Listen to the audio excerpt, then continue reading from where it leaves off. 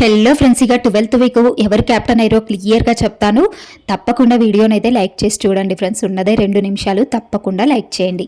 ఇక ఏమైంది అనంటే క్యాప్టెన్సీ కంటెండర్స్ అయ్యారు. ఎవరెవరయ్యారో మీకు తెలుసు కదా. Demon Pavan, Kalyan, Ritu Chowdary, Divya, Sanjana and Emmanuel.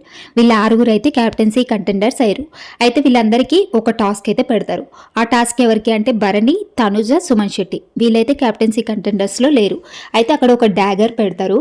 Buzzer మోగ్గానే ఎవరైతే ఆ డాగర్ని ముందు పట్టుకుంటారో వాళ్ళు క్యాప్టెన్గా చూడాలి అనుకున్న వాళ్ళకి ఆ డాగర్ని ఇస్తారు. ఇక ఆ డాగర్ని తీసుకెళ్ళి ఎవరిని క్యాప్టెన్ చెయ్యొద్దు అనుకుంటున్నారో వాళ్ళకి కుచ్చి రీజన్స్ అయితే చెప్పాలి. అయితే సుమన్ శెట్టి ఫస్ట్ తీసుకొని ఎవరికి రీతు చౌదరికి ఇస్తాడు. రీతు చౌదరి సంజనాని తీసేస్తుంది. ఇక తర్వాత భరణి గారేమో డెమన్ పవన్కి ఇస్తాడు. ఇక డెమన్ పవన్ ఎవరిని తీస్తాడంటే ఇమాన్యుల్ని తీసేస్తాడు.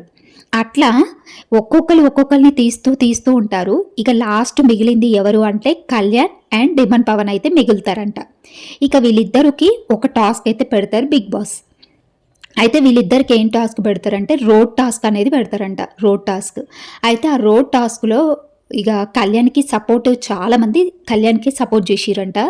ఎందుకంటే డెమన్ పవర్ 2 సార్లు క్యాప్టెన్ అయినందుకో ఏమో కళ్యాణ్కి ఎక్కువ సపోర్ట్ చేసిరంట హౌస్ మేట్స్. రీతు చౌదరి ఒక్కతే డెమన్ పవన్కి సపోర్ట్ చేసిందంట. అయితే ఈ టాస్క్లో చివరిగా విన్ అయ్యింది ఎవరు అంటే డెమన్ పవన్.